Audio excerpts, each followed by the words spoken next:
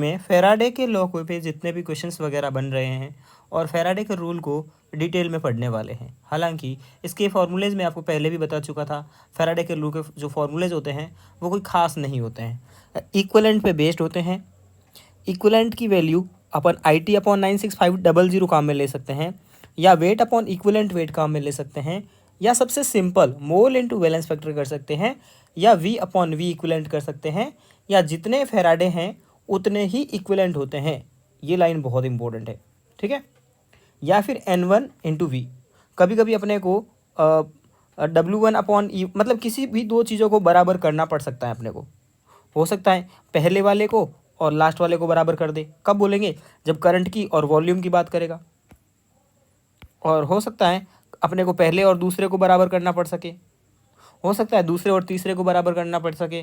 तो ऐसे अपने को फॉर्मूलेज को बराबर करना है, ठीक है। किसी भी को एक लंबा सा फॉर्मूला है और आसान भी है, याद कर लीजिए, कोई बड़ी बात नहीं। कभी कभी W=ZIT फॉर्मूला यूज़ करना पड़ सकता है, और कभी सबसे सिंपल फार्मूला करंट इलेक्ट्रिसिटी वाला electric current equals to Q/T, या करंट को अपन Q को अपन लिखते हैं इलेक्ट्रोस्टैट में +-NE अपॉन T। तो ये भी आसान फार्मूला है। चलिए, पहला है इलेक्ट्रोलाइसिस कर रहे हैं अपन लोग डाइल्यूट सल्फ्यूरिक एसिड का। सल्फ्यूरिक एसिड का मतलब होता है H2SO4, और डाइल्यूट लिखा है। डाइल्यूट का मतलब क्या है कि साथ में पानी डाल रखा तभी तो डाइल्यूट हुआ है, तो एक्वस है। मैंने आपको इलेक्ट्रोलाइसिस के फॉर्मूले पे ये भी सिखाया था आपको कि इलेक्ट्रोलाइसिस कैसे करते हैं। मैंने बोला था यहाँ आपको दो चीज़ें मिल सकती हैं, यहाँ तो मिलेगा, एक तो मिलेगा H+ और एक मिलेगा सल्फेट। बताया था, शायद ये क्वेश्चन भी करवाया था, पर कोई बात नहीं। मैंने ये बोला था कि अगर हेलोजन है X2 और यहाँ आएगा पानी, तो हेलोजन पानी से पहले चले जाते हैं, और अदर कोई और होता है नेगेटिव में तो फिर वो पानी के उनसे पानी पहले आता है, ठीक है। और D ब्लॉक के एलिमेंट अगर होते हैं पॉजिटिव में तो वो पहले आते हैं, पानी से पहले मतलब अपने इलेक्ट्रोड पे चले जाते हैं, और अगर कोई दूसरी मेटल है, अदर मेटल है, तो वो बाद में आती है, ठीक है। अब ये बात है, कैथोड पे जाता था कैटायन, एनोड पे जाता था एनायन। अब बात करते हैं अपन लोग कैथोड की और एनोड की। कैथोड पे कौन जाएगा? कैटायन। या तो जाएगा ये H+, या जाएगा पानी। ये जो नीचे लिखा है ना, ये अपनी कैथोड की रिएक्शन है। किसकी रिएक्शन है?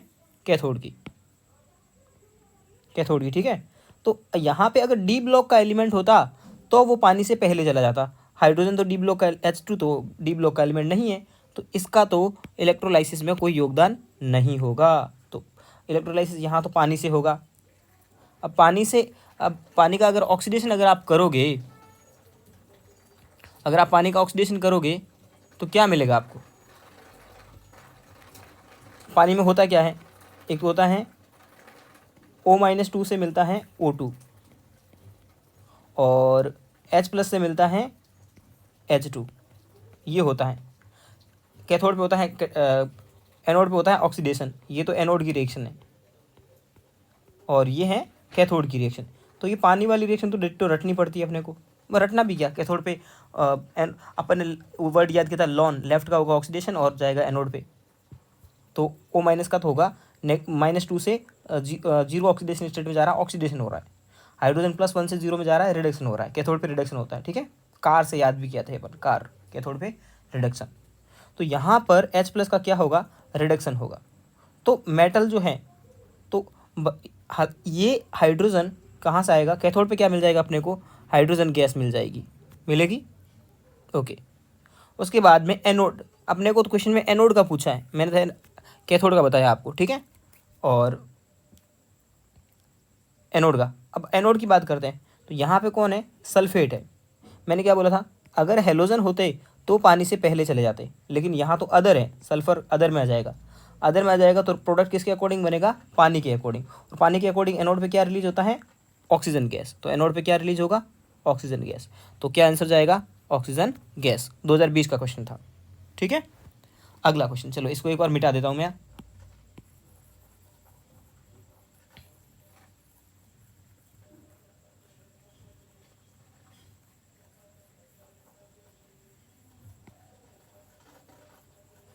चलो उसके बाद में अगला क्वेश्चन अपन करते हैं। क्वेश्चन क्या बोलता है, the number of Faraday required to produce 20 gram calcium molten calcium oxide atomic mass 40। अब देखो फेराडे, मैंने क्या कहा था, इक्विवेलेंट इक्वल्स टू फेराडे, जितने इक्विवेलेंट उतने फेराडे बराबर। अब यहाँ इसने लिखा है 20 ग्राम कैल्शियम, ठीक है। तो आपको कैल्शियम क्लोराइड में आप चाहो तो मोल इंटू वैलेंस फैक्टर लगा दो, क्योंकि मोल अपने को निकालना आता है, या भले वेट अपॉन इक्विवेलेंट वेट लगा दो। तो मैं simple mole into valence factor लगाता हूँ। ये जो बड़ा वाला फॉर्मूला था उसमें किसी को भी बराबर कर सकते हैं। तो यहाँ हालांकि अपने को किसकी बात की है, फेराडे की, तो ये फेराडे वाला फॉर्मूला काम में लेंगे, तो मैंने फेराडे का लिया। और बाकी वेट दिया तो वेट इसमें भी आ रहा है इसमें भी आ रहा है, दोनों को बराबर कर सकते हैं, लेकिन मैं मोल इंटू वैलेंस फैक्टर करता हूँ। तो फेराडे कितने दिए, फेराडे तो मुझे फाइंड करने हैं, ठीक है, फेराडे क्या करने हैं, फाइंड करने हैं इसमें। और मोल कितने होंगे, कितना ग्राम कैल्शियम दिया है, 20 ग्राम। मोल क्या होता है, वेट अपॉन मोलिकुलर वेट 40 है।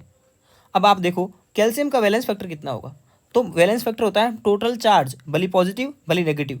तो कैल्शियम के ऊपर +2 चार्ज आता है और क्लोरीन के ऊपर -1 आता है, तो 2 क्लोरीन है, या तो नेगेटिव चार्ज ले लो या पॉजिटिव के अकॉर्डिंग काम कर लो।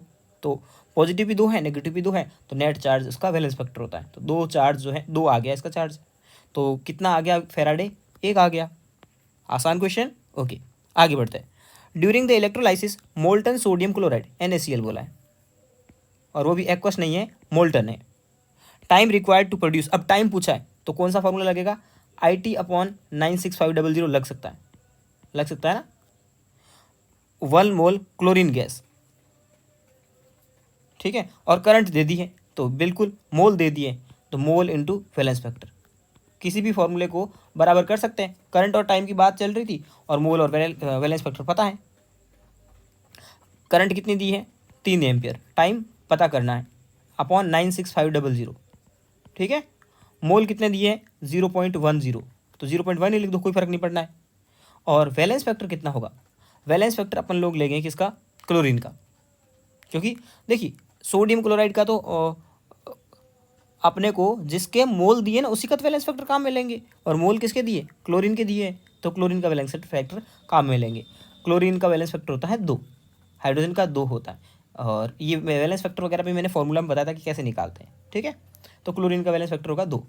अब इसको आप सॉल्व कर लीजिए, आसान है, मेरा लंबा टाइम फालतू का टाइम ख़राब होगा। 0.1 × 2 × 96500 अपॉन 3, इसको आप सॉल्व करोगे तो आपके पास टाइम जो भी आएगा वो MKS यानी कि सेकंड में आएगा, ठीक है। तो इसको सॉल्व कर लेना आपके पास में। मैं कैलकुलेटर से एक बार करके दिखाता हूँ आपको, पर इसने जो भी ये देखिए टाइम सब सेकंड में ही है, तो मल्टीप्लाई अगर अपन डिवाइड करें तो भी एक बार मैं करता हूँ। मैं वीडियो को पॉज कर लेता हूँ, इसमें क्या दिक्कत है, पॉज मुझे अभी सही से यूज़ करना नहीं आ रहा है ये पैड, तो इसमें कैलकुलेशन में मैं वीडियो में स्किप कर दूंगा बाद में, कोई दिक्कत नहीं है। 0.1 × 2 × 96500 अपॉन 2,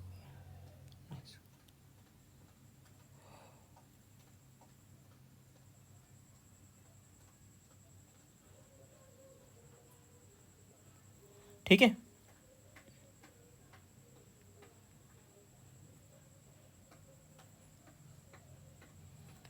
तो इसको आप टाइम पीरियड जो भी निकालोगे वो सेकंड में आएगा, ठीक है, और बाद में उसको 60 से डिवाइड करोगे तो मिनट में आ जाएगा आंसर, 110 मिनट इतना आ रहा है अप्रॉक्स। वो है ना थोड़ा बहुत उल्टा पुल्टा क्यों हो रहा है, क्योंकि इसकी फेराडे की वैल्यू फिक्स 96500 नहीं होती है, लेकिन आंसर इसी के पास आ रहा है, ठीक है, कोई दिक्कत नहीं। इसकी वैल्यू कुछ 9648 ऐसा कुछ होता है, ठीक है, इसी वजह से थोड़ा सा अप्रॉक्सीमेट आ रहा है, और ऑप्शन भी अप्रॉक्सीमेट के अकॉर्डिंग सही थे, कोई दिक्कत नहीं थी। तो फॉर्मूला आराम से लगाओगे तो आंसर निकल जाएगा। चलो अगला क्वेश्चन करते हैं अपन लोग। ये थोड़े क्वेश्चन कैलकुलेटिव है तो वीडियो लंबा चल रहा है, कोई दिक्कत नहीं, पर आप सीख रहे हो, ये बात बहुत इंपॉर्टेंट है। ओके, अगला question, the number of electrons, number of electron मतलब Q = Ne से करेंगे अपन, ठीक है, at the cathode during electrolysis by current 1 ampere in 60 second. ये तो आसान है, सिंपल करंट इलेक्ट्रिसिटी की फॉर्मूला लगाए ना तो भी हो जाएगा। I = होता है Q/T और Q = Ne/T, हो गया ना। तो ये I बराबर था, है ना, तो अपने को क्या बोला, 1 एम्पियर, 1 एम्पियर बराबर नंबर ऑफ इलेक्ट्रॉन फाइंड करना है। 1.6 इंटू 10⁻⁻19 इलेक्ट्रॉन का चार्ज होता है। अपॉन टाइम अपने को दिया है कितना, 60 सेकेंड। सॉल्व करोगे तो 60 अपॉन नंबर ऑफ इलेक्ट्रॉन आ जाएगा 1.6 इंटू 10⁻⁻19। अब देखो पॉइंट हटेगा तो ऊपर जीरो जाएगा, तो कितना हो जाएगा 600/16। 10 की पावर नीचे 19 नेगेटिव के है तो ऊपर जाते 10⁻19 पॉजिटिव का हो जाएगा। हो गया। अब इसको अप्रॉक्सीमेट अपन लोग फाइंड कर लेते हैं, कोई दिक्कत नहीं है, ठीक है। तो इसको नीचे वाले को 15 मान लेता हूँ, तो कितनी बार जाएगा, 4 बार। तो 4 इंटू 10⁻20, एक ये और 19 ये, 10⁻20 हो गया। ये रहा 4 इंटू 10⁻20। अपन ने थोड़ा अप्रॉक्स लिया तो पास में तो आएगा आंसर। ओके, अगला, ठीक है। चलो अगला क्वेश्चन करते हैं। ये आप लिख लिया करो या फिर स्क्रीनशॉट ले लिया करो, कोई दिक्कत नहीं है, ठीक है। ओके, अगला क्वेश्चन करते हैं अपन लोग। बोलता है MnO4 इज ऑक्सीडाइज्ड, मतलब ये किस में ऑक्सीडाइज हो रहा है, देखो इसकी रिएक्शन अपने को देखनी पड़ेगी पहले तो। MnO4 -2 किस में जाएगा, MnO4 -1 में। यहाँ मैग्नीज किस में था, +6 ऑक्सीडेशन स्टेट में था। यहाँ किस में चला गया, +7 में। सीधी बात है, 4 दूनी 8, 8 में से ऊपर वाले 2 कम कर दो, यही इसी मानते x -8 = -2, ऐसे करके सॉल्व करते हो आप। तो ऑक्सीडेशन स्टेट आपको निकालना आना चाहिए, निकाल लोगे, कोई बड़ी बात नहीं है। +6 से +7 में जा रहा है, ऑक्सीडेशन हो रहा है, ठीक है। क्योंकि अपने को यही तो दिया, MnO4 से MnO4 -1 में जा रहा है, यही तो बोला है। तो अपन इसमें ऑक्सीडेशन करवा लिए, ठीक है। अब आप देखोगे इसमें इलेक्ट्रॉन का चेंज, वैलेंस फैक्टर निकालोगे। वैलेंस फैक्टर कितना होता है, चेंज इन चार्ज। अगर रिएक्शन दिए ना तो चेंज इन चार्ज 7 - 6, एक आ गया। ये भी देखना होता है मैग्नीज इधर कितने हैं, इधर कितने हैं, तो दोनों साइड एक एक मैग्नीज है, तो अपने को किसी से मल्टीप्लाई करने की जरूरत नहीं है, ठीक है। तो वैलेंस फैक्टर आ गया 1। बोलता है 0.1 मोल, तो मोल वाला फॉर्मूला लगा देंगे, मोल इंटू वैलेंस फैक्टर। और अपने को पता है जितने ये क्या है, इक्विवेलेंट, जितने इक्विवेलेंट आए उतने होंगे फैराडे। फैराडे क्या है, एक तरह से चार्ज है, मतलब जितने इक्विवेलेंट उतना चार्ज फैराडे में। यहाँ अगर ये लिखें तो और ज़्यादा सही होगा, जितने फैराडे में चार्ज उतने इक्विवेलेंट, ये ज़्यादा सही रहेगा, ठीक है। तो मोल तो अपने को कितना दिया है, 0.1। वैलेंस फैक्टर कितना है, 1। तो फैराडे में चार्ज कितना आ गया, चार्ज फैराडे में कितना आ गया, 0.1 फैराडे। अब एक फैराडे की वैल्यू कितनी होती है, 0.1 × 96500। 0.1 से मल्टीप्लाई करोगे तो 9650। आसान है सारे क्वेश्चन, फॉर्मूला एक है, कंसेप्ट एक है, एक ही तरीके से अपन लोग सॉल्व कर रहे हैं। अगला है the weight of silver displaced by quantity. Silver का वेट कितना, तो वेट की अब फॉर्मूला लगा सकते हो, वेट अपॉन मोल वाला, mole into valence factor. Pen दूसरा यूज़ कर लेता हूँ ताकि कोई दिक्कत ना हो आपको। मोल इंटू वैलेंस फैक्टर, क्यों, वेट वाला फॉर्मूला है ना, तो या तो वेट अपॉन इक्विवेलेंट वेट वाला लगा लो या फिर ये लगा लो, कोई फ़र्क नहीं पड़ता, कोई सा भी लगा लो, ठीक है। बराबर किसको करना है, हाँ ऑक्सीजन, तो V/V इक्विवेलेंट। ऑक्सीजन का वॉल्यूम दिया ना, देखो मैंने V/V इक्विवेलेंट में किस किस को काम में लेना है, ऑक्सीजन को, हाइड्रोजन को, क्लोरीन को, ठीक है। तो मोल कितने हैं पता करना है, वेट, मोल को लिखते हैं weight upon molecular weight. Molecular weight इसका होता है 108, दिया हुआ है 108। और वैलेंस फैक्टर Ag सिल्वर है, Ag के ऊपर हमेशा आपको पता है +1 आता है, तो इसका वैलेंस फैक्टर हो गया 1। V कितना दिया, वॉल्यूम 5-6 ml, पर इसको लीटर में तो 5.6 लीटर हो जाएगा। अपॉन V/V इक्विवेलेंट ऑक्सीजन का कितना होता है, ये भी तो 5.6 ही है, तो इसको अगर आप सॉल्व करोगे तो W कितना आ जाएगा, ये तो आपस में कट जाएंगे, W बराबर आ जाएगा 108 ग्राम। आसान है क्वेश्चन, कोई दिक्कत नहीं, फॉर्मूला याद है, अप्लाई करना आ रहा है, एक दो बार प्रैक्टिस कर रखी है, क्वेश्चन हो जाएगा, ठीक है।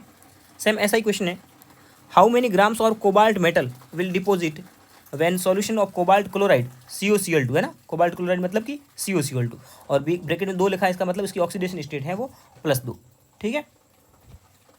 और प्लस दो जो चार्ज है वही अपना वैलेंस फैक्टर होता है एक तरह से। तो अपने को तो बढ़िया ही लगा।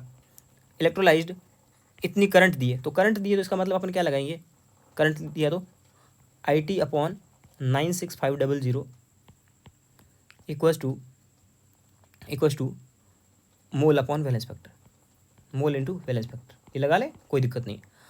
अपने को पता क्या करना है, करंट तो दे दी अपने को और टाइम भी दे दिया 109 मिनट, तो इसको सेकेंड में भी बदलना पड़ेगा 60 अपॉन 96500 इक्वस टू मोल। मोल तो क्या होगा, weight upon molecular weight.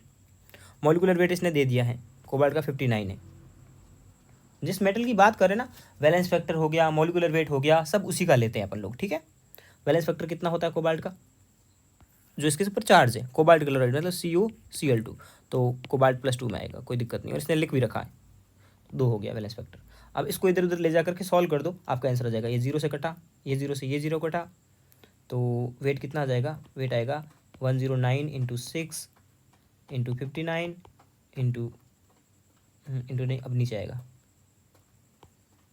Upon 965 into 2। तो आप आसानी से सॉल्व कर सकते हो। 109, इसको 110 मान लो, कोई दिक्कत नहीं, ठीक है। 109 को 110 मान लिया, क्योंकि ऑप्शन बहुत दूर दूर है इसीलिए मान रहा हूँ। और 110 माना है, और ये 6 और ये हो गया 59, और ये हो जाएगा 6 को 2 से कट कर दो तो ये हो जाएगा 3, ठीक है। अपॉन 965, अब इसको 5 से कट कर दो, तो 5 एकम 5, 9 पंजे 45, 5 दिया 15, 5 दूनी 10, 5 दूनी 10, कट गया। और अब इनको मल्टीप्लाई कर दो, कोई दिक्कत नहीं, बड़ी बात नहीं है ना। 190 से या फिर थोड़ा अप्रॉक्सीमेट ले करके, टाइम ज़्यादा लग जाएगा मल्टीप्लाई करने में, आप सिंपल मल्टीप्लाई कर दो इनके कट करके, और बाकी तो आसान हो ही जाएगा। तो आपका आंसर आ ही जाएगा इनमें से। आप मोटा मोटी अगर आप देखें भी ना, तो ऊपर वाले को मल्टीप्लाई करोगे तो कितना हो जाएगा, ये हो जाएगा 20 दिया 60, ये 60 है और ये 60 है, 59 में तो 60 है, तो 6 इंटू 6 36, मतलब 3600 हो जाएगा। और नीचे है 193, यानी कि 200 के करीब।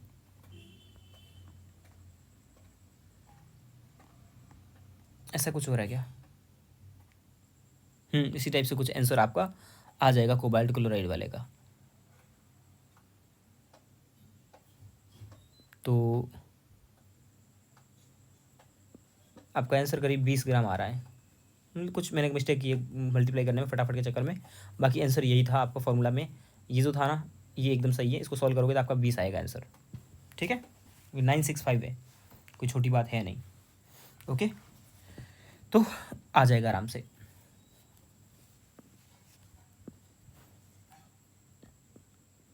अगला है Al2O3 इज रिड्यूस्ड इलेक्ट्रोलाइसिस। हम Al2O3 को रिड्यूस करने की बोल रहा है, तो रिड्यूस करोगे तो क्या मिलेगा। अब यहाँ पर एल्युमिनियम है, देखो ये रिएक्शन तो आप मोल कंसेप्ट वगैरह में बहुत काम में लेते हो। Al2O3 को रिड्यूस करते हैं तो एल्युमिनियम मेटल मिलती है और साथ में मिलती है ऑक्सीजन गैस। अब रिएक्शन को बैलेंस करना बहुत ज़रूरी है, ठीक है। तो एक अगर Al2 ले रहे हो तो यहाँ कितना लेना पड़ेगा आपको, यहाँ भी 2 एल्युमिनियम बनेंगे, ये 2 एल्युमिनियम बन गए, ठीक है। और यहाँ लेना पड़ेगा 3 ऑक्सीजन, तो 3/2 ऑक्सीजन।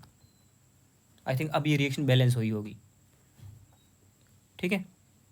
तो एल्युमिनियम यहाँ किस में था, +3 में था, यहाँ किस में है 0 में, कितने का चेंज आया 3 का, 3 - 0 = 3। कितने एल्युमिनियम है, 2 एल्युमिनियम है, ठीक है।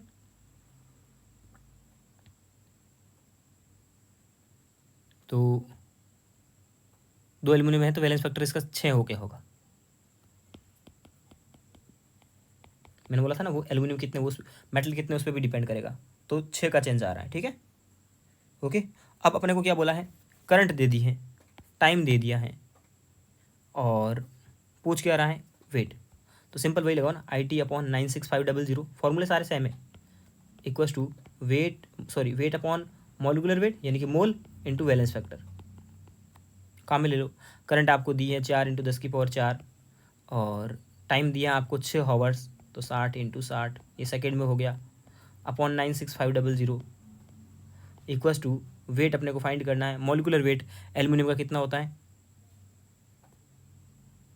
27 होता है। रिएक्शन नहीं लिखोगे तो भी चलेगा, रिएक्शन को लिखने का कोई मतलब नहीं है, छोड़िए इसको, ठीक है, रिएक्शन नहीं लिखनी है अपने को, सीधा फॉर्मूला लगा दो आप तो, ठीक है। और वैलेंस फैक्टर, अब आप वैलेंस फैक्टर की बात करोगे तो यहाँ वैलेंस फैक्टर एल्यूमिनियम, सिर्फ एल्यूमिनियम की बात कर रहे हैं, सिर्फ एल्यूमिनियम मेटल की बात कर रहे हैं, उस पूरी रिएक्शन की बात नहीं कर रहे हैं, क्योंकि अपन लोग वेट किसका निकाल रहे हैं, एल्यूमिनियम मेटल का निकाल रहे हैं। तो एल्यूमिनियम के ऊपर में चार्ज था +3, तो वैलेंस फैक्टर आएगा +3, ठीक है। इसको इधर उधर सॉल्व करोगे तो आपका आंसर है जो आसानी से निकल के आ जाएगा। ये वाला क्वेश्चन था, ओके। चलो अगला क्वेश्चन करते हैं अपन। मैं थोड़ी कैलकुलेशन नहीं कर रहा हूँ, क्योंकि कैलकुलेशन करने में फिर फिजिकल के जो जितने भी ये इतने कैलकुलेटिव वाले क्वेश्चन आते हैं वो 1.5 मिनट 2 मिनट ले लेते हैं, और वो फटाफट क्वेश्चन करते हैं। तब उसमें फिर वीडियो की जो, वैसे भी मैं इतना सही से नहीं पढ़ा पा रहा हूँ, और खुद से मल्टीप्लाई करने लग गया तो और ज़्यादा वीडियो बेकार बनने लग जाएगी, इसीलिए बोलता है 4 ये फिर से एल्यूमिनियम वाला है, इतना एल्यूमिनियम है और हाइड्रोजन गैस कितनी बनेगी। तो अब हाइड्रोजन गैस कितनी बनेगी, तो वही mole into valence factor equals to V/V equivalent, किसी भी ऊपर वाले फॉर्मूले को बराबर करवा सकता है। ये देखो, अब यहाँ वॉल्यूम दिया था, हाइड्रोजन का दिया था, तो ये वाला काम में ले लेंगे, और वेट ये मोल इंटू वैलेंस, इन दोनों को बराबर कर दिया, ठीक है। तो मोल कितने दिए हुए अपने को, 4.5 ग्राम एल्यूमिनियम दिया है, 4.5 अपॉन मोलिकुलर वेट एल्यूमिनियम का 27 इंटू वैलेंस फैक्टर 3, V अपने को पता करना है, और V इक्वलेंट 11.2 होता है एल्यूमिनियम का। अब इसको इधर उधर भेजो आप आराम से, तो पहले मल्टीप्लाई कर देते, ये हो जाएगा 9, और 9 हो जाएगा ना, 9 3 27, और 9 पंजे 45, तो 0.5 इक्वल्स टू V अपॉन 11.2, ये तो आ ही गया आसानी से। V इक्वल्स टू 11.2 इंटू 0.5, 0.5 को हाफ लिख दो हमेशा, 0.5 का मतलब होता है हाफ, ठीक है।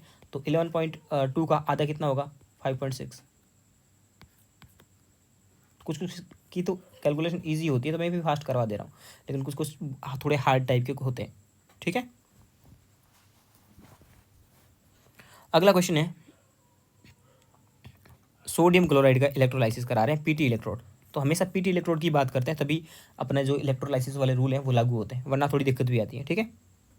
तो NaCl को यूज़ कर रहे हैं, और ठीक है इलेक्ट्रोलाइसिस कर रहे हैं, साथ में लिबरेटेड कैथोड पे हाइड्रोजन गैस निकल रही है,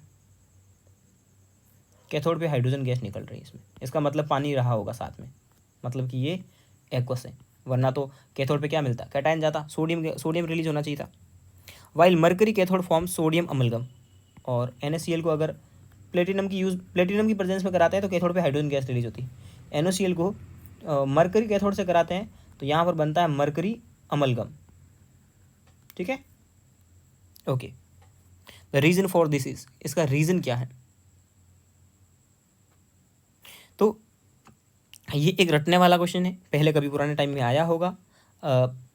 अब ये है ना, मरकरी अमलगम बनाने का मेथड होता है एक तरह से, कि यहाँ पे इलेक्ट्रॉन मरकरी का काम में ले लो। More voltage is required to reduce hydrogen then platinum, मतलब कि यहाँ हाइड्रोजन गैस रिलीज क्यों नहीं हुई, क्योंकि यहाँ हाइड्रोजन गैस निकालने के लिए पोटेंशियल की रिक्वायरमेंट ज़्यादा पड़ती है, बस याद रखना है बस, और कुछ नहीं। और क्यों आप बोलोगे ऐसे, तो कितनी चीज़ें याद रखेंगे, तो ये एक मेथड है एक तरह से अमलगम बनाने का, तो उसका एक रीज़न होता है पीछे, कोई ज़्यादा ऐसे क्वेश्चन नहीं आते हैं, ठीक है। तो more voltage is required to reduce H+ at hydrogen then, मतलब कि यहाँ प्लेटिनम पे अगर आप हाइड्रोजन गैस रिलीज कर रहे हो तो मान लेते हैं 5 वोल्ट की रिक्वायरमेंट है, तो यहाँ पर 25 वोल्ट की रिक्वायरमेंट पड़ेगी, इसीलिए इतना इलेक्ट्रोलिसिस में हो नहीं पाता है, तो मोर वोल्टेज दे नहीं पाते हैं, तो यहाँ पे मरकरी अमलगम बन जाता है, ठीक है। अगला 5 एम्पीयर की करंट है, तो फॉर्मूला कौन सा लगेगा, IT/96500, करंट आती है 96500, लगभग वही होता है। The amount of zinc, amount मतलब कि मोल इंटू वैलेंस फैक्टर, और मोल को भी क्या लिख दो, अगर डायरेक्ट मोल नहीं दिया है तो वेट अपॉन मॉलिकुलर वेट।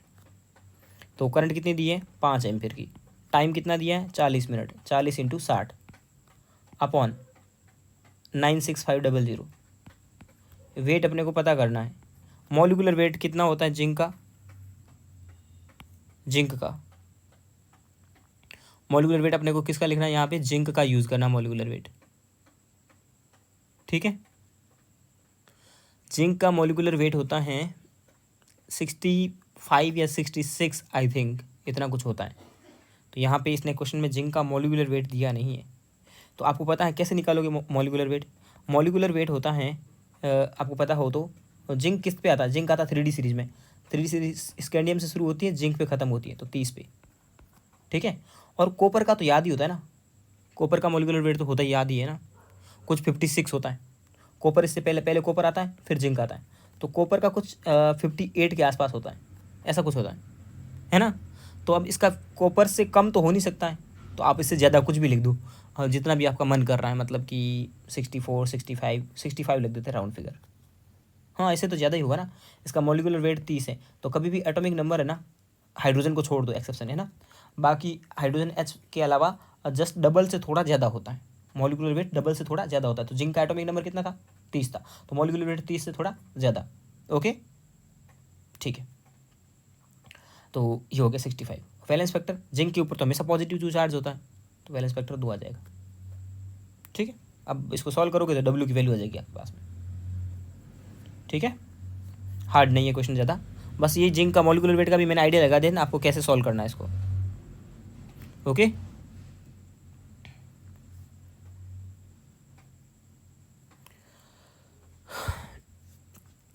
ये फिर से एक बकवास सा क्वेश्चन आ गया जो आपको नहीं करना, अब बहुत पुराना टाइम का क्वेश्चन है। ठीक है, कॉपर सल्फेट को इलेक्ट्रोलाइसिस करोगे तो क्या क्या बनेगा, फिर से वही बातें आ गई, जो पहला क्वेश्चन था, कॉपर सल्फेट है। ठीक है, तो यहाँ क्या क्या है, एक तो कॉपर है, एक सल्फेट है, और अपन देखते हैं कैसा सॉल्यूशन है, एक्वस है या फिर क्या है।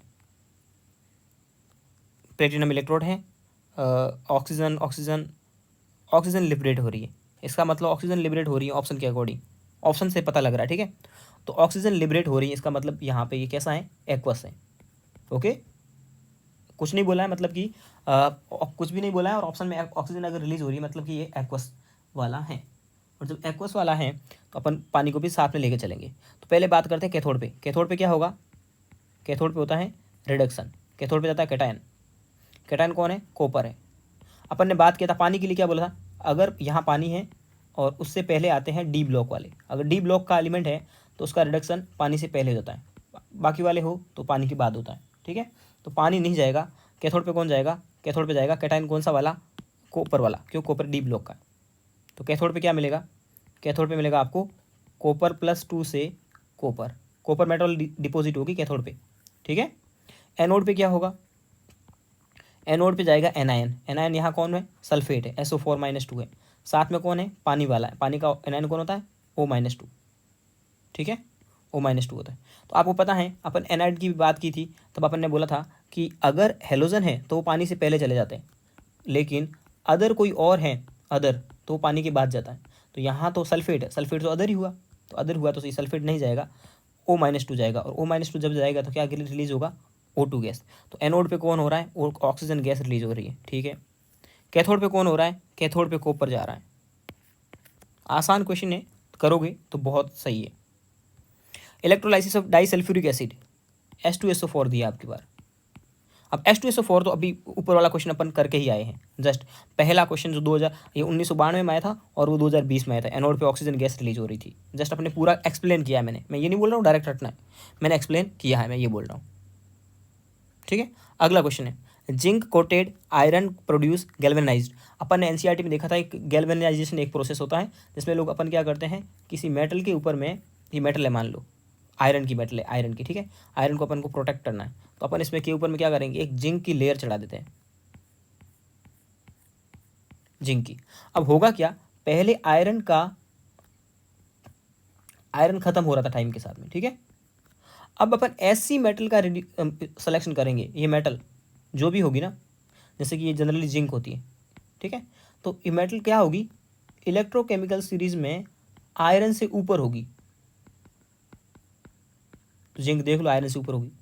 ठीक है, तो ऊपर होगी, तो जो अपन जिंक यूज़ कर रहे हैं, जिंक ऊपर है इलेक्ट्रोकेमिकल सीरीज में, अपन को ला के बल्ला काना में जैसे आला मन जो करे याद किए थे, तो जिंक इलेक्ट्रोकेमिकल सीरीज में ऊपर है, तो ऊपर वालों का SRP क्या होता है, ज़्यादा नेगेटिव होता है, तो zinc has higher negative electrode potential than iron.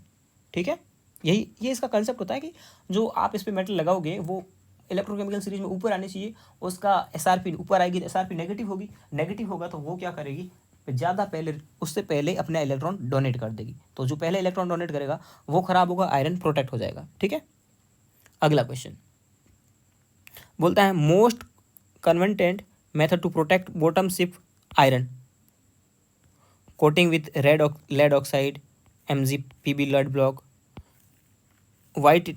देखो ये भी रटने वाला है कि समुद्र में क्या होता है, जहाज होता है ना, पानी की डायरेक्ट कांटेक्ट में आती है। तो पानी की डायरेक्ट कांटेक्ट में आएगा तो क्या करेंगे अपन लोग, सिप को करने के लिए वाइट टिन जो होता है ना उसकी कोटिंग कर लेते हैं, क्योंकि टिन इससे ऊपर आता है। ठीक है, रेड ऑक्साइड वगैरह तो अपन दरवाजों पे कराते हैं, लेड ऑक्साइड वगैरह तो काम का नहीं है। ठीक है, ये आएगा सेकंड ऑप्शन, रटना है ये 15 नंबर क्वेश्चन। अगला, to protect iron against corrosion most metal कौन सी होगी, जिंक प्लेटिंग। ये NCERT में ये दिया हुआ है। तो 1994 में आया था, 2016 में आया था और 2001 में आया था। तो ये भी गैल्वेनाइजेशन भी बहुत आसान और इम्पोर्टेंट टॉपिक है। हेलो फ्रेंड्स, तो अपन लोग NCERT के कुछ क्वेश्चन सॉल्व करते हैं, सारे करेंगे लगभग, बट मैं सेलेक्टिव करवा रहा हूँ आज इसी वीडियो में। ठीक है, तो how much electricity Faraday required to produce, Faraday के टर्म में बतानी है। फेराडे के टर्म में मतलब फेराडे किसका यूनिट है, चार्ज का। तो यहाँ अपने को चार्ज बताना है। ठीक है, अपन फॉर्मूले क्या बोले हैं, रट के आए थे, जितने इक्विवेलेंट उतने फेराडे, मतलब अपने को इक्विवेलेंट ही निकालने हैं। 20 ग्राम कैल्शियम में कितने इक्विवेलेंट होंगे, तो इक्विवेलेंट क्या होगा, मोल इंटू वैलेंस फैक्टर। चार्ज निकालना है ना फेराडे में, मतलब क्या निकालना है, जितने चार्ज उतने इक्विवेलेंट। तो मोल इंटू वैलेंस फैक्टर, मोल कितने हो जाएंगे, weight upon molecular weight. Molecular weight कितना होगा 40 इंटू चार्ज कितना है इसका, कैल्शियम यहाँ कितने में, +2 में, तो +2 इसका वैलेंस फैक्टर। कट करोगे 1, अरे यही तो क्वेश्चन 2016 में आया था एग्जाम में। हाँ बिल्कुल यही आया था। ओके, ये वाला क्वेश्चन भी आपने देखा था जस्ट अभी। तो यही NCERT से क्वेश्चन आ रहे हैं सारे, कोई बड़ी बात नहीं है, बाहर से नहीं आते क्वेश्चन। इसलिए अपने NCERT के क्वेश्चन जो मुझे लगेगा वो मैं आपको करवा रहा हूँ। ठीक है, 40 gram aluminium from molten Al2O3। हाँ, इसके भी अपने को क्या निकालने, वही अभी ये भी नीट, ये दोनों क्वेश्चन नीट में आए हुए हैं। ठीक है, तो 40 ग्राम एल्यूमिनियम है, तो 40, वही इक्विवेलेंट निकालने, वेट है तो mole upon molecular weight. Aluminium का मॉलिक्यूलर वेट कितना होगा 27, एल्यूमिनियम निकालना ना अपने को, इंटू वैलेंस फैक्टर 3। ठीक है,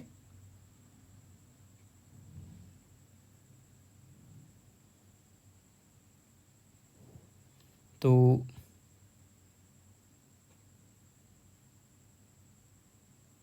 कितना आ जाएगा, एक बार मैं कैलकुलेट कर लेता हूँ कैलकुलेटर से, ताकि ऐसा ना हो कि NCERT के क्वेश्चन में कुछ गलत कैलकुलेशन करवा दूँ। 40/9, 4.4 आंसर आ रहा है, और बैक साइड में भी 4.4 दिया हुआ है। कोई दिक्कत नहीं है, मैं सही करवा रहा हूँ। ठीक है, ओके। और ऊपर वाले का आंसर 1 फेराड आया था। फेराड का मतलब होता है चार्ज, और अपन बोल गया है जितने फेराडे उतने इक्विवेलेंट, बस बात खत्म। ये क्वेश्चन सॉल्व हो गया है, और मैं पहले भी सॉल्व करवा चुका हूँ पीछे अपन जो क्वेश्चन किए हैं उसमें। ठीक है, और ये नीट में आया हुआ है। अगले, how much electricity is required in coulomb. अब कूलम में निकालना है। ठीक है, कूलम में निकालना है, कूलम का निकालना है, मतलब क्या पूछ रहा है आपको, करंट नहीं पूछ रहा है, चार्ज पूछ रहा है। ठीक है, तो चार्ज अपन कैसे निकालेंगे, अपन निकाल देंगे फेराडे। ठीक है, और जितने इक्विवेलेंट उतने फेराडे। फिर फेराडे की वैल्यू अगर अपन रखेंगे तो वो किस में कन्वर्ट हो जाएगा, कूलम में कन्वर्ट हो जाएगा। बात समझ में आ गई। ओके, चलो पहला बोलता है 1 मोल H2O टू ऑक्सीजन। अब देखो मोल अपने को डायरेक्ट दे दिया है। ठीक है, मोल डायरेक्ट दे दिया है, तो इक्विवेलेंट कितने हो जाएंगे, मोल इंटू वैलेंस फैक्टर। ठीक है, मोल कितने हैं, 1 मोल है। अब वैलेंस फैक्टर कितना होगा, वैलेंस फैक्टर होता है कि कितने इलेक्ट्रॉन ट्रांसफर हो रहे हैं। ठीक है, तो अगर H2O अगर कन्वर्ट होता है O2 में, H2O के अपन 2 चीज़ें देखे थे, याद करो मैंने जब फॉर्मूले लिखा है तब भी बोला था कि H2O का दोनों चीज़ें आपको रटी हुई होनी चाहिए। H2O में एक तो होता है H+ होता है, 2H+, इससे मिलता है हाइड्रोजन गैस। ठीक है, और प्लस इस साइड लेफ्ट साइड में होते हैं 2 इलेक्ट्रॉन। ये मैंने फॉर्मूले सीट कराई थी तब कराए थे, 2 electron plus 2H+ gives hydrogen gas, और O-2 gives half of O2 plus 2 electron. तो कितने इलेक्ट्रॉन का चांस हो रहा है, 2 इलेक्ट्रॉन का। ठीक है, तो वैलेंस फैक्टर इसका कितना हो गया, 2। तो आंसर कितना आया, 2 फेराडे। कितना आया, 2 फेराडे। अब फेराडे को अपने को फेराडे में नहीं लिखना है, अपने को कूलम में लिखना है, तो फेराडे की वैल्यू रख दो 2 × 96500। अब ये 9 का डबल कितना हो जाएगा 18, और ये मतलब इसका डबल हो जाएगा 19,300 सॉरी। ठीक है, आसानी से हो जाएगा, आसान क्वेश्चन था। FeO2 FeO2 3, यहाँ आयरन कितने में है +2 में है, यहाँ कितने में है 3 दूनी 6, 6/2 +3 में। ठीक है, तो आयरन में कितना चेंज हो रहा है, देखो इसका वैलेंस फैक्टर निकालना मैं आपको बताता हूँ। आयरन कहाँ से कहाँ जा रहा है, +2 से +3 में जा रहा है, तो कितने का चेंज हुआ 3 - 2 1। अब इसी का निकालना है FeO का ही, इसीलिए अपन 2 से मल्टीप्लाई नहीं कराते। Fe2O3 का पूछता ना तो अपन वैलेंस फैक्टर को 2 से मल्टीप्लाई करवाते। ओके, ये बात समझ में आई आपको। तो मोल कितने दिए इसके 1 मोल, वैलेंस फैक्टर कितना है 1, तो कितना हो गया 1 फैराडे। 1 फैराडे, फैराडे की वैल्यू रख दो, तो 1 × 96500 कूलम। हो गए दोनों क्वेश्चन। ओके, 15 अगला क्वेश्चन है, ये है नाइट्रेट, प्लेटिनम इलेक्ट्रोड से ही कर रहे हैं 5 मिनट में। अब देखो और कितना डिपॉजिट होगा, मैं 3.15 यहाँ कर रहा हूँ, ठीक है, मिटा देंगे बाद में। देखो अपने को करंट दिया है तो अपन IT/96500 काम में लेंगे, और सामने क्या बोला है निकल कितना डिपॉजिट होगा, तो क्या लेंगे मोल इंटू बैलेंस फैक्टर। तो करंट कितना दिया है 5 एम्पियर का, टाइम कितना दिया है 20 मिनट का, सेकेंड में बदल दो इसको 96500 इक्वल्स टू मोल, मोल क्या होगा वेट, जो कि अपने को फाइंड करना है मॉलिक्यूलर वेट। अब निकल का मॉलिक्यूलर वेट यहाँ दिया नहीं है निकल, तो अपन वही वापस काम में लेंगे तरीका मॉलिक्यूलर वेट का। तो निकल का एटॉमिक नंबर होता है निकल कॉपर और जिंक, एटॉमिक नंबर होता है इसका 28, तो 28 का डबल हो जाएगा, 28 का डबल डबल डबल से हल्का सा ज़्यादा, 28 का डबल कितना हो जाएगा 56।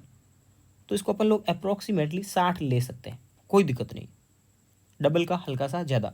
और अगर आपको याद है तो बहुत ज़्यादा अच्छी बात है, ठीक है। मुझे तो याद नहीं रहते मॉलिक्यूलर वेट, आप बोलोगे हमारी भी यही कंडीशन है, तो कोई बात नहीं।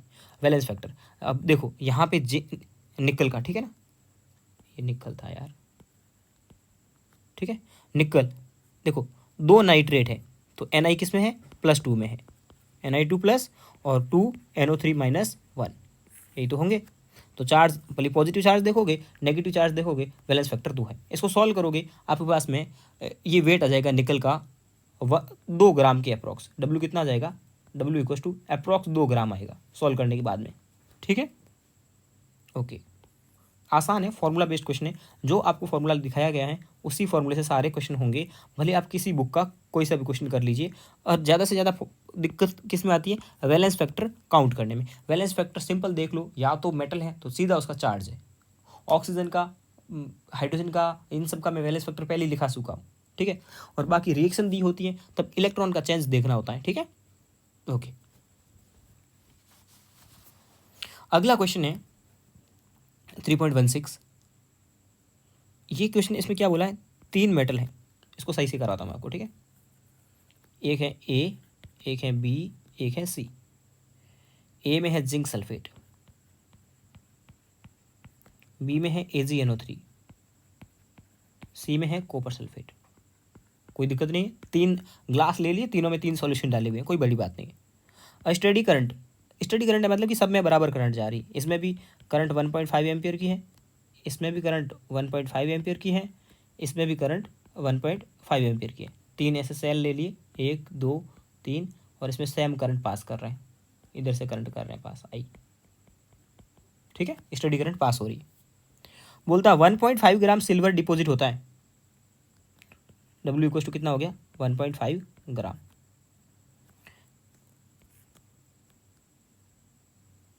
देखो अब बोलता है हाँ, तो एक तो पूछ रहा है इसमें से टाइम, कितना टाइम लगा।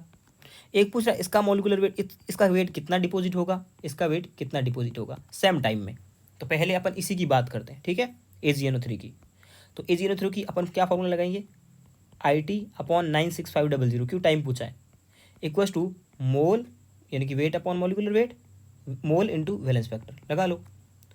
आई अपने को दिया है 1.5, टाइम अपने को फाइंड करना है, और 96500 वेट कितना दिया है 1.5 ग्राम अपॉन मॉलिकुलर वेट एजी का कितना होता है 108। एजी एयू कॉपर इनके तो कम से कम याद रखो यार। एजी किस में है नाइट्रेट के ऊपर -1 एजी के ऊपर +1 तो वैलेंस फैक्टर कितना आ गया 1। इसको सॉल्व करोगे तो आपके पास में टाइम की जो वैल्यू आएगी, टाइम आ रहा है करीब 864 सेकेंड में। कितना आ रहा है 864 सेकेंड। पहली बात 846 सेकेंड आ गया। अब आप इसी चीज़ को वापस यहाँ यूज़ ले लो इस वाले में 1.5 into 864 upon 96500 equals to weight upon molecular weight. तो वेट कितना है इसका फाइंड करना है। मॉलिकुलर वेट जिंक का कितना होता है अभी अपन लिया था 65 काम में। वैलेंस फैक्टर कितना है जिंक के ऊपर +2 सल्फेट के ऊपर -2। इसको सॉल्व करोगे तो वैल्यू आ जाएगी वेट की। इतना भी मत करो, आप एक और आसान तरीका दिखाता हूँ। वेट अपॉन इक्विवेलेंट वेट या दोनों के मोल इंटू वैलेंस फैक्टर बराबर कर दो। किस किस के जिंक के और AgNO3 के। तो इक्विवेलेंट तो बराबर कर सकते हैं, इक्विवेलेंट किसी के भी बराबर कर सकते हैं, ठीक है।